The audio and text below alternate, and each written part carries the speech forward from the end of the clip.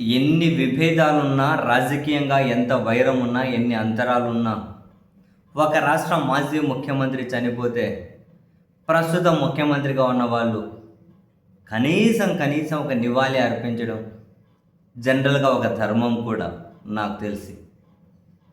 నాదెండ్ల భాస్కర్రావు గారు ఒక మాజీ ముఖ్యమంత్రి.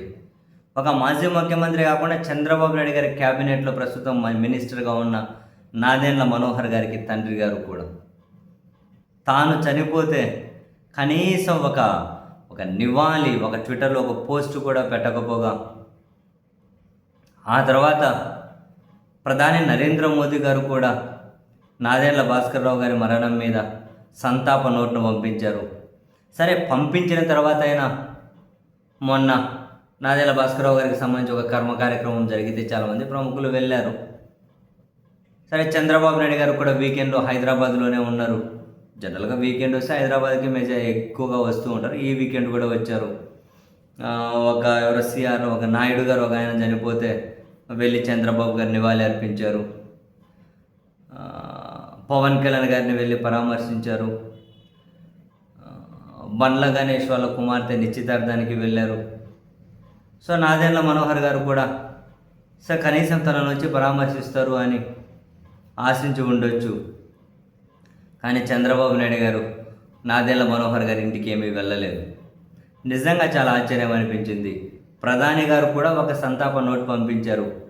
కానీ ఇక్కడ ఆంధ్రప్రదేశ్ ముఖ్యమంత్రిగా చంద్రబాబు గారు ఉన్నారు. వాళ్ళ క్యాబినెట్ మినిస్టర్ని ఇప్పుడు నాదెండ్ల భాస్కర్రావు గారికి వెళ్ళి నివాళి అర్పించడానికి ఇప్పుడు ఆయన మృతదేహం కూడా లేదు, అయిపోయింది. ఇప్పుడు ఏదో కార్యక్రమం జరుగుతుంది. వాళ్ళ మినిస్టర్ని వెళ్ళైనా పరామర్శించేకి, నాదెండ్ల భాస్కర్రావు గారి మీద ఎంత వైరం ఉన్నా వాళ్ళ మినిస్టర్నైనా వెళ్ళి పరామర్శించవచ్చు కదా అని జనసేన పార్టీ వాళ్ళు కూడా పెద్ద ఎత్తున ఈసారి సోషల్ మీడియాలో పోస్టులు కనిపిస్తూ ఉన్నాయి.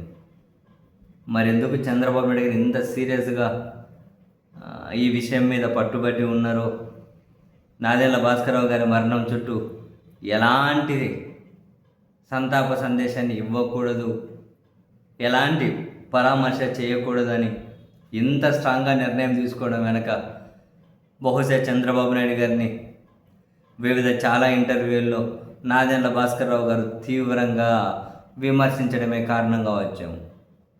రీజన్ ఏమైతే ఏముంది కానీ సొంత క్యాబినెట్ మినిస్టర్ని పరామర్శించకుండా, ఒక మాజీ ముఖ్యమంత్రి కనీసం నివాళి అర్పించకుండా బహుశా ఫేర్ కాకపోవచ్చాము.